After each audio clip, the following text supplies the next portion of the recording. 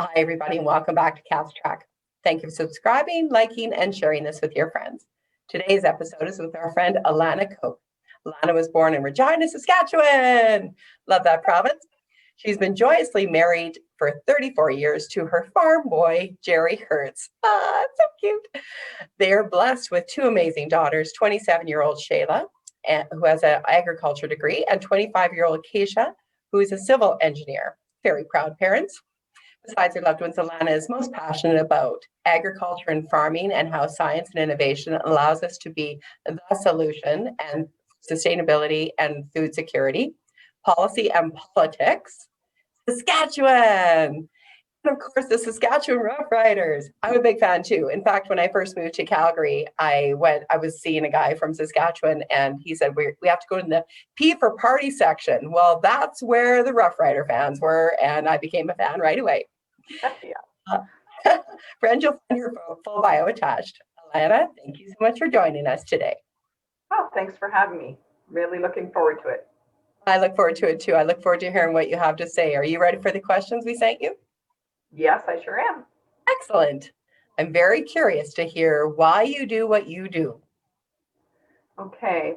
Well, I mean, it's good to think about this because sometimes I guess we aren't really sure why we do what we do. But I think the reason I've gotten involved in all the things that I've done is because I'm motivated by my passion about agriculture and about my beloved province of Saskatchewan. And they're two, very much linked passions. Saskatchewan is an agriculture giant.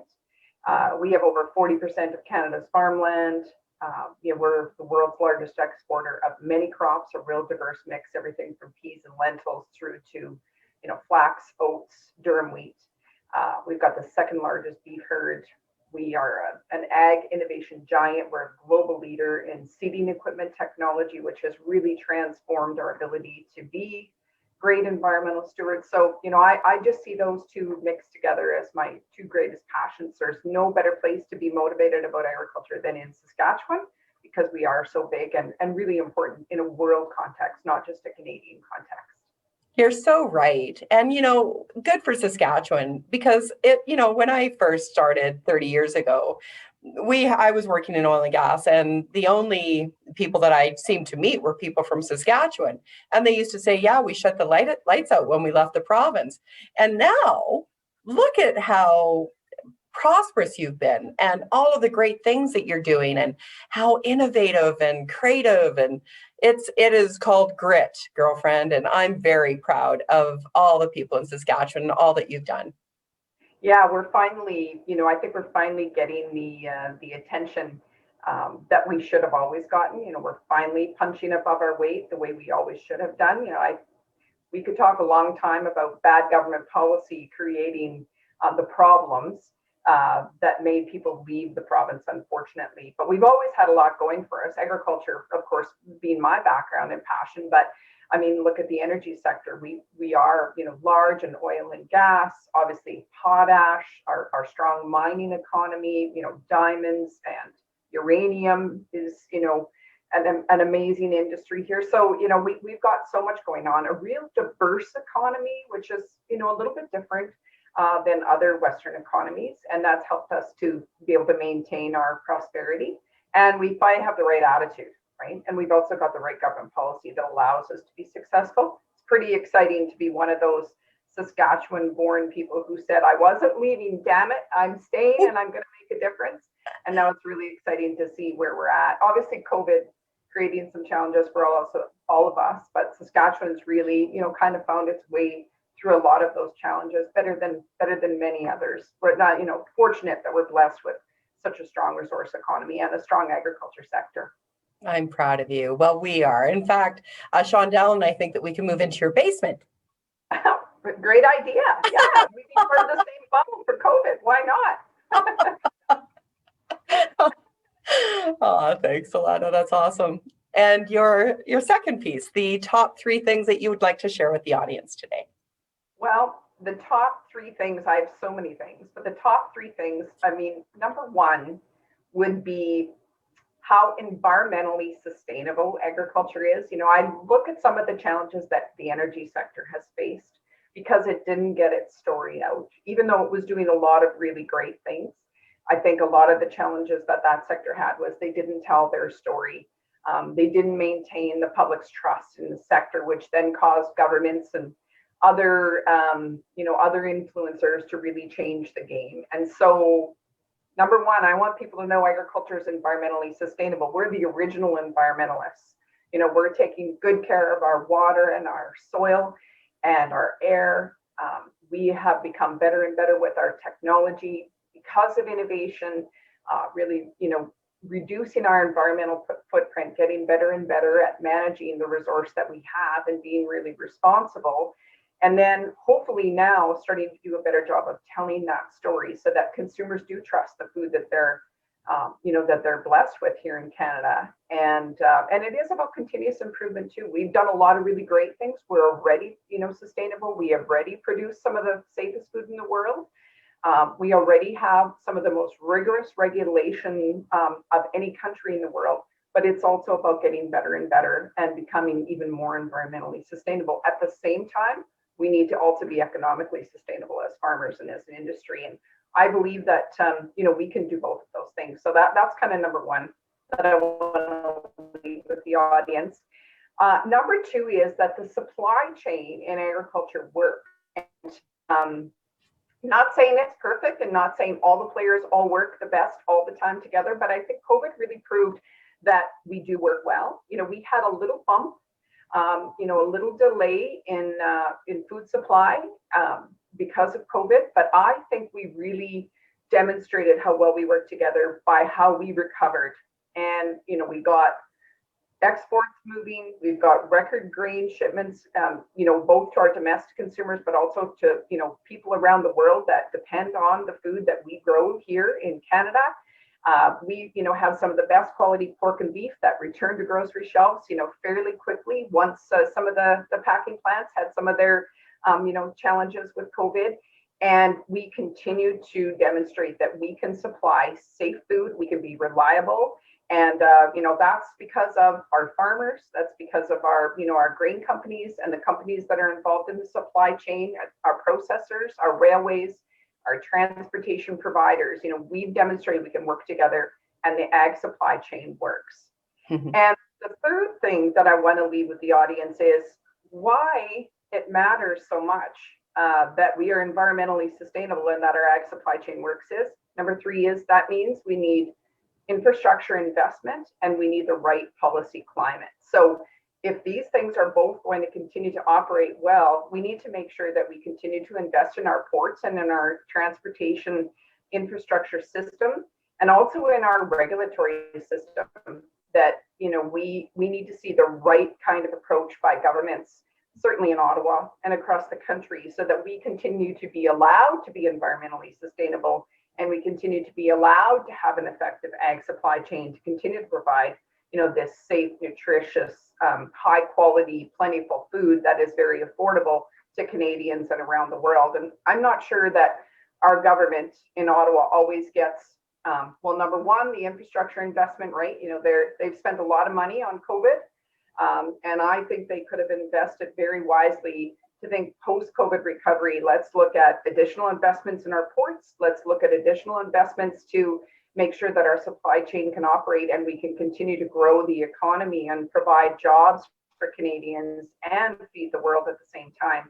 And we, of course, know the regulatory climate in Canada has been very challenging when you look at the carbon tax, for example, and you look at some of the regulatory, not oversight, because we need oversight, but overreach.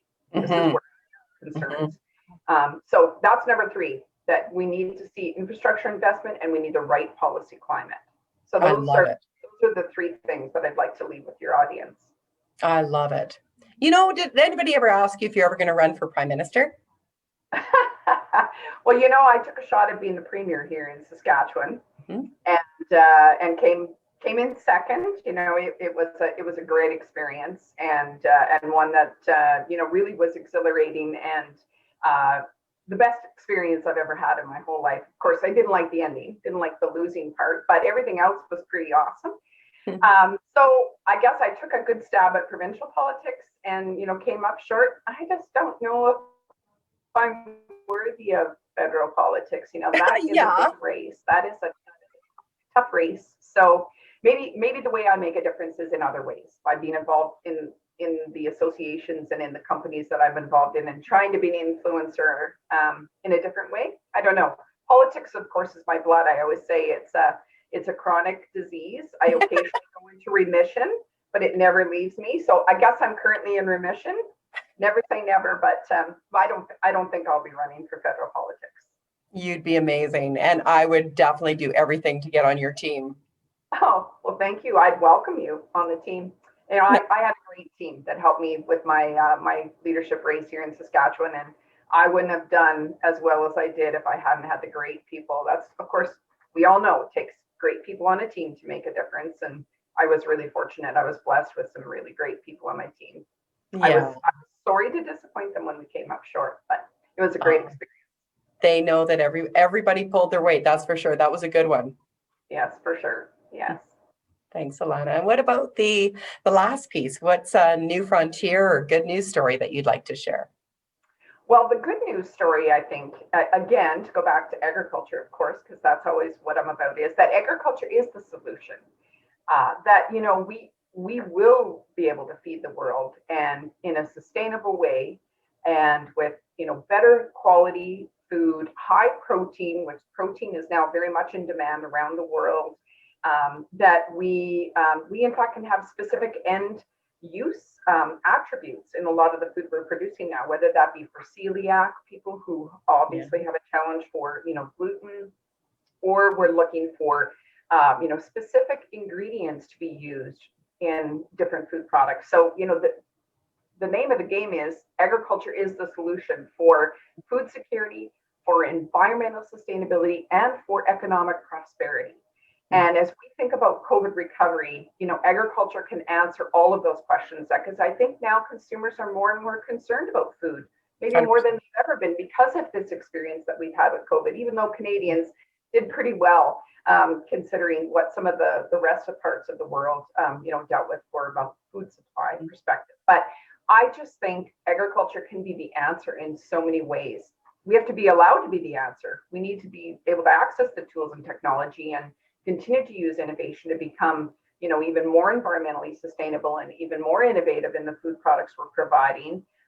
So hopefully governments will allow us access to those tools and technology, and they won't take them away from us because of a bad regulatory climate. But hey, I say exciting times ahead. Young people are seeing agriculture as a really, you know, great career. They're excited about how agriculture can be a solution. I think the sky's the limit on what agriculture can do for the future of Saskatchewan, for Canada. And so I'm really excited about that. That's I think what I want to tell you about as far as exciting times ahead. I love your passion, Alanna, and obviously our shared love for agriculture, certainly my roots, and now with you and Gerry, we're doing your own farming, and how exciting for you. Yes. Well, I mean, no matter what I'm involved in the industry, whether that be, you know, on some of the boards I'm involved in, both nonprofit or, you know, on the company side, at the end of the day, I'm really passionate about the industry, but it makes a big difference when Gerry and I can run our own farm operation here and, you know, get our hands in the soil in the spring and get the crop off in the fall. And it's really exciting to be part of this industry, not just from an organization or company perspective, but right here on the ground as farmers ourselves. I agree, Alanna. Thank you to you and Gerry for doing great work in Saskatchewan. Thank you for being champions, and thank you for joining us on Cat's Track today. I really appreciate it. Oh, well, thanks for having me. Thanks for the opportunity. Really appreciate it. Of course, you've always been on my list. Alanna Koch, everyone. Check out the great work that she's doing, all the boards she's sitting on, and check out Saskatchewan. If you've not seen what's going on over there, you should. Thanks for joining us on Cat's Track, and we'll see you next time.